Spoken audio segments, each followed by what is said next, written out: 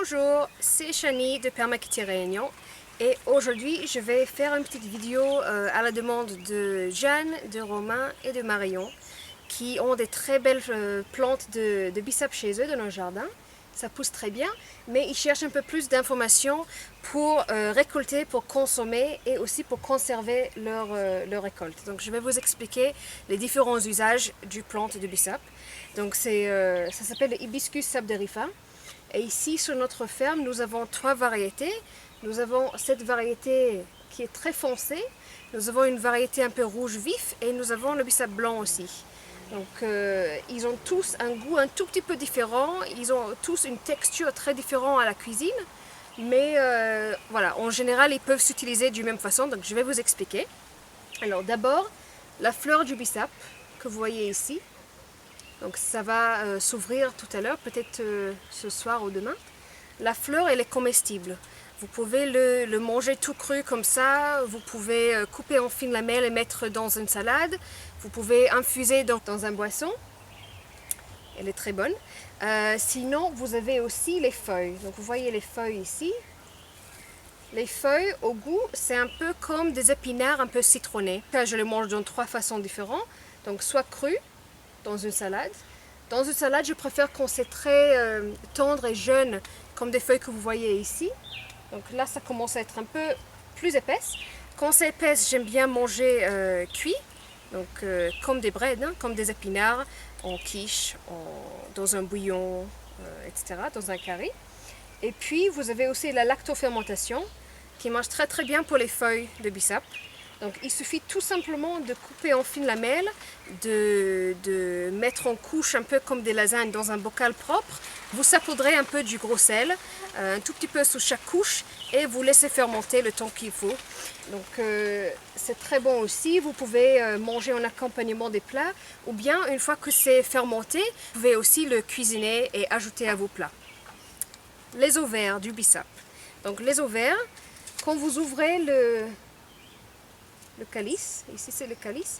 Quand vous ouvrez à l'intérieur, vous allez voir qu'il y a les ovaires. Donc c'est comme une petite boule avec toutes les graines du fruit à l'intérieur.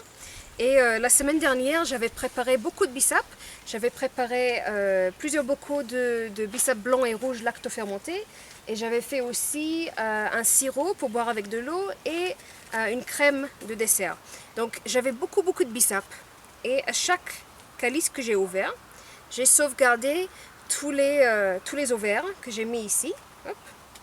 Vous voyez la différence en fait entre ici c'est les ovaires du bissap blanc et ici les ovaires du bissap rouge. Donc vous voyez même ça c'est une couleur différente à l'intérieur. Et en fait ces graines là, ces ovaires, ils sont extrêmement riches en pectine. Donc ce que je fais, c'est à chaque fois que je prépare le bissap pour une autre recette, je sauvegarde tous les ovaires, je mets dans un bocal et le jour où je vais faire une confiture, je vais les mettre dans un petit sac pour ma confiture et j'aurai pas besoin d'ajouter du pectine parce que ça marche très bien. Là, je les ai enlevés il y a une semaine de ça. Je vais les mettre au frais et si j'utilise pas d'ici quelques jours, je pense que je vais les congeler ou les déshydrater, comme ça le jour où j'ai besoin d'une confiture, ils sont là prêts et ils ne vont pas moisir dans mon frigo, parce que ça ne va pas durer indéfinitivement dans le frigo. Donc vous avez les fleurs, les feuilles et les ovaires qui sont comestibles, et puis il y a aussi la racine du bissap qui est utilisée de façon médicinale dans beaucoup de pays au monde. Je ne suis pas tisaneur, donc je préfère vous dire d'aller chercher cette information avec un professionnel, avec quelqu'un qui connaît ce qu'il fait, parce que voilà, je porte beaucoup d'importance aux plantes, ils ont une grosse puissance, donc je préfère ne pas vous dire des conseils médicinaux, allez chercher quelqu'un qui s'y connaît. Et voilà, il y a des usages médicinaux pour les racines de bissap. Sinon, il y a aussi donc la tige. Donc la tige de cette plante-là, il est très fibreux. Et dans d'autres pays, donc pas à La Réunion à ma connaissance, mais si vous avez des connaissances locaux, merci de me le dire, ils sont utilisés, les tiges, pour les fibres, pour faire du tissu et pour faire des gonies. Donc ça fait une cordage très résistant, très fort, naturel que vous pouvez utiliser. Donc le 6e utilisation que je fais de cette plante, c'est celui que la plupart du gens connaissent la plus, c'est les calices. Donc les calices, ce ne sont pas des fleurs, ce sont ici des calices avec des sépales autour aussi. Et la plupart du temps, quand les gens à la Réunion connaissent le bissap, c'est parce qu'ils ont bu une infusion avec les calices. Donc, vous n'êtes pas obligé de faire une infusion, il y a beaucoup de façons d'utiliser cette partie du plante. Alors, pour récolter votre bissap, c'est très simple, vous prenez des sécateurs ou des ciseaux costauds et il suffit tout simplement de couper ici en bas. Alors, je prends celui-là, c'est plus facile. C'est comme pour tout, hein, quand il y a quelqu'un qui vous regarde faire, vous n'arrivez plus à faire. Hop, voilà. Donc, et il y a un petit duvet là-dessus. Donc il faut juste faire attention si vous avez des mains sensibles. Donc là, c'est le calice. Il ne faut pas couper toute la tige comme j'ai vu certaines personnes faire. C'est vraiment un gaspillage, surtout que là, ça va repousser d'ici quelques temps. Donc ça va continuer à donner, sauf si on coupe la tige n'importe comment. Donc on a la calice là. Il y a des personnes qui ont demandé comment savoir quand récolter, donc ça dépend de votre préférence en fait. Il y a des personnes qui coupent dès que la fleur tombe, donc vous voyez, dès que cette fleur va ouvrir et tomber, la calice sera prête en théorie à récolter, mais sauf que moi j'aime bien quand ça ouvre un peu plus. Donc j'attends, je sais pas, 4 ou 5 jours après que la fleur tombe, je vois que ça ouvre bien. La raison pour laquelle j'attends un peu, c'est parce que ma façon d'utiliser les calices en général, j'aime bien quand c'est assez ouvert ici pour pousser les ovaires à travers le trou. Je coupe avec un couteau ici, je fais un trou ici, et puis je vais prendre une baguette ou quelque chose qui pousse les ovaires et qui les fait sortir par ces trous-là. Et la raison pour laquelle je fais ça, c'est parce que quand j'ai fait des sirops ou d'autres préparations, j'aime bien garder le calice entier comme une petite couronne parce que c'est joli.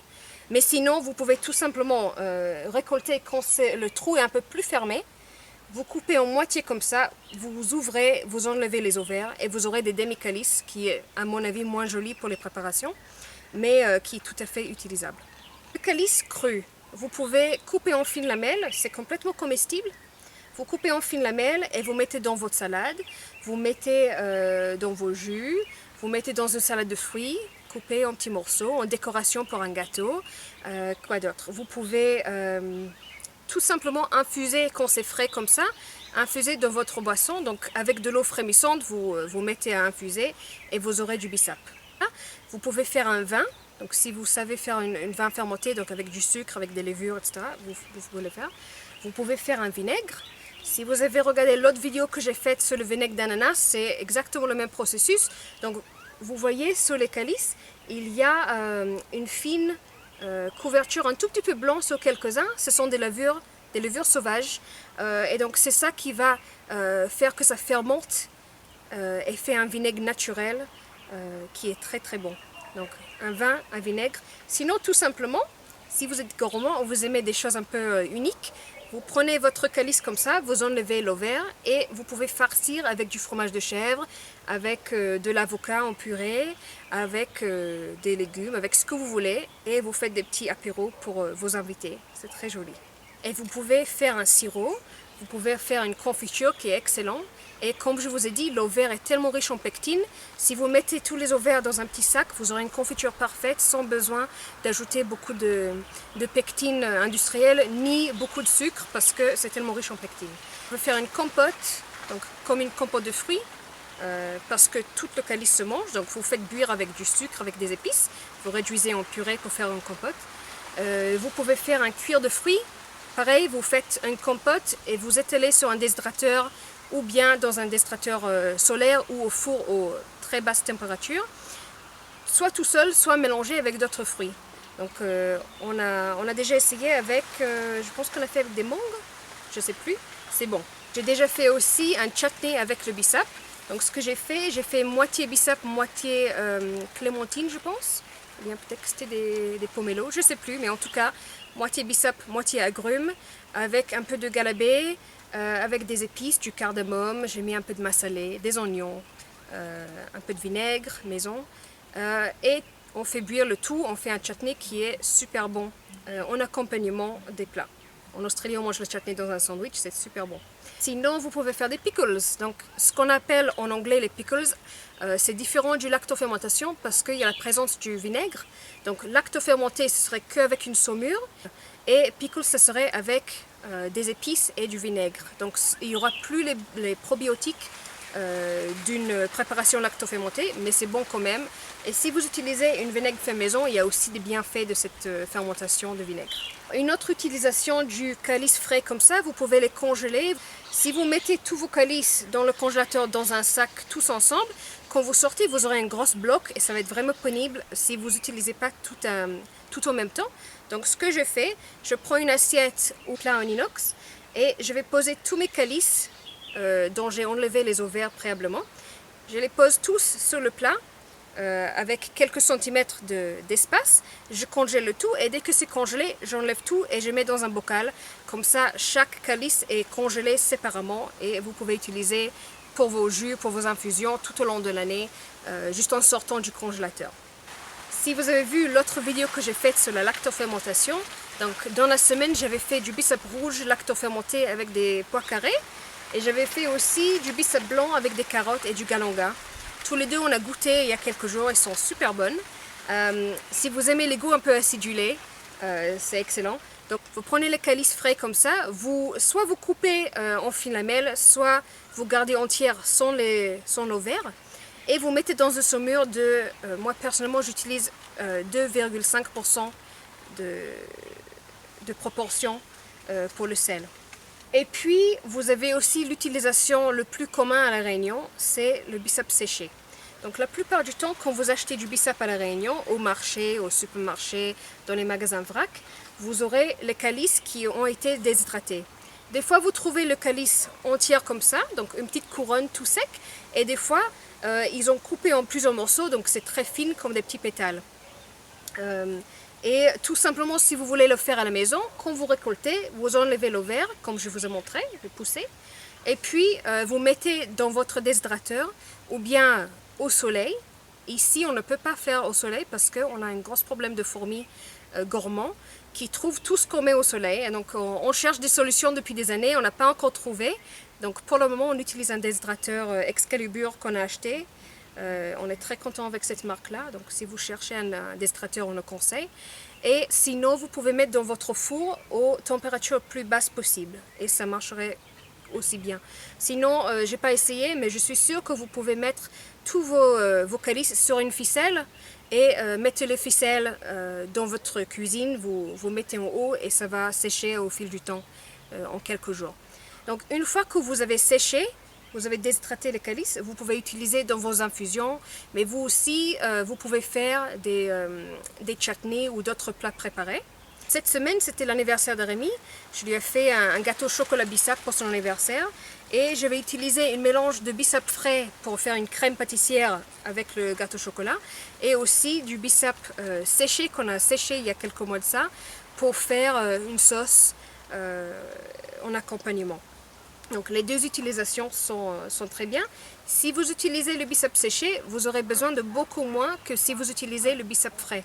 Donc quand je fais une infusion, quand je fais 1 litre d'eau par exemple, je vais mettre peut-être 5 ou 6 bissap frais ou bien 2 bissap séchés parce que c'est beaucoup plus concentré. En sachant qu'une fois que vous faites votre infusion, ne jetez pas les calices qui sont usés parce que vous pouvez réutiliser dans beaucoup de plats. Une fois que j'ai fini mon infusion de bissap, je prends les calices utilisés qui sont mous et je vais mettre dans mon curry. Si je fais un curry un peu thaïlandais ou indien, donc si la recette dit d'utiliser le tamarin, je mets mon bissap dedans et ça a à peu près le même effet. En tout cas, le bissap, il est super, il a beaucoup d'utilisation. Donc je vous conseille, utilisez les feuilles en bread, mangez les fleurs en salade, utilisez les calices pour faire tous vos desserts, vos plats. Si vous êtes très motivé, même d'utiliser la tige pour faire du cordage, ça peut être une activité de week-end pour vous. Et si vous avez des questions et surtout si vous avez des recettes, merci de me les envoyer. Et je vous dis à la prochaine vidéo. Bonne journée!